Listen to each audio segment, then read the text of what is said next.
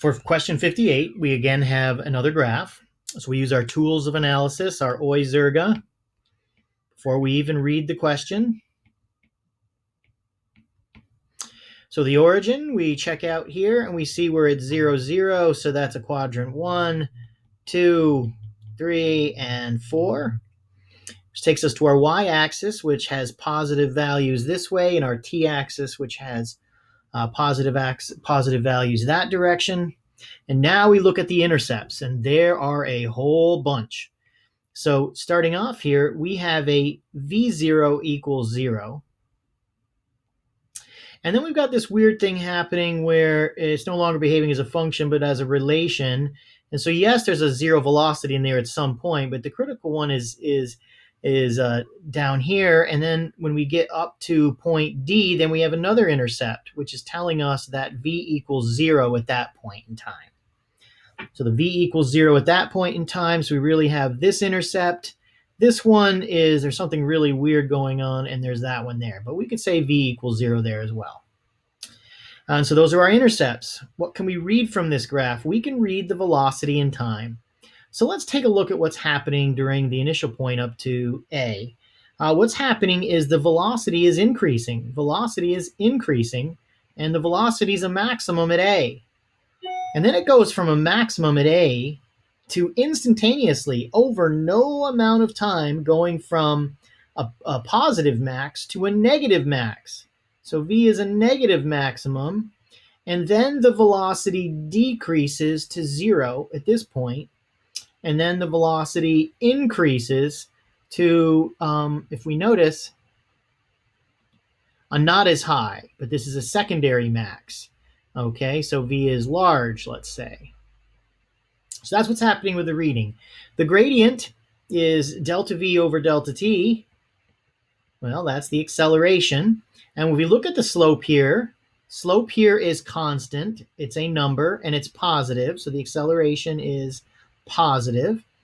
And here, what's interesting is the slope is infinite. So the acceleration is infinity. Oh, that's what makes it a relation. It's so there's something really weird going on there. And then when we look over here, we see that the acceleration is again positive. And it seems to be exactly the same magnitude as it was before. And then the area, is v times t, which is meters per second times seconds, meters. And that is going to be our delta x, our displacement. So let's take a look at what's happening at the displacement here. We've got increasing area, increasing displacement, which was what we would expect if it were accelerating. And now we have negative area. Let me actually change the color of this to highlight that. We have negative area counteracting it. And so what's happening to the total displacement between A and B, up to A, is it's increasing, but from C to D, it's decreasing. And then when we get to D, it starts increasing again. And so that's what we've interpreted going on here now. So let's see, we've got ball released at time 0 above a horizontal surface. So we've got a ground surface like this. We've got a ball that's released.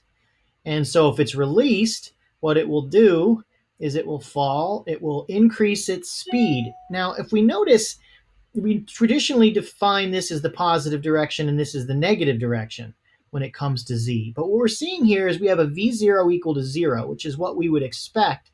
But what it's saying is that this direction is positive. It's getting faster. So down is positive and up is negative.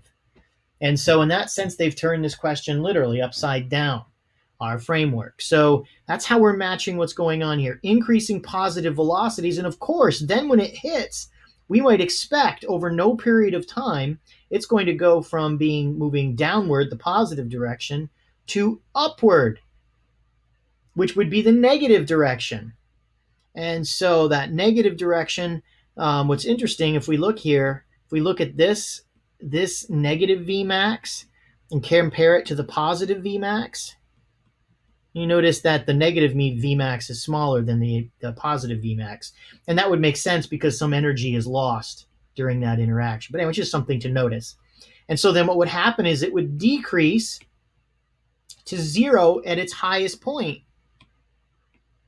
But when we have a ball and we drop it and bounce it, we don't expect it to come up as high as it was before. And so let's put our letters on this here to see what's going on. We've got, t equals 0 here. This is point A. And then we've got this transition of B. And then we're at C right here, the instant after it leaves the ground, and it gets to the top at D.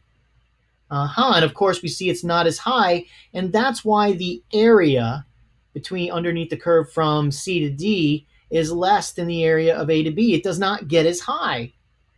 Well, then what happens after D? It starts on its route back downward again. And it doesn't have to go as far. So in any case, now we've just figured out it's from above the horizontal surface. Variation, great. What is which of the following shows the highest point after one bounce? Well, we figured out the bounce happens at B and C, and that high point is D, which makes sense. And so our answer is location D.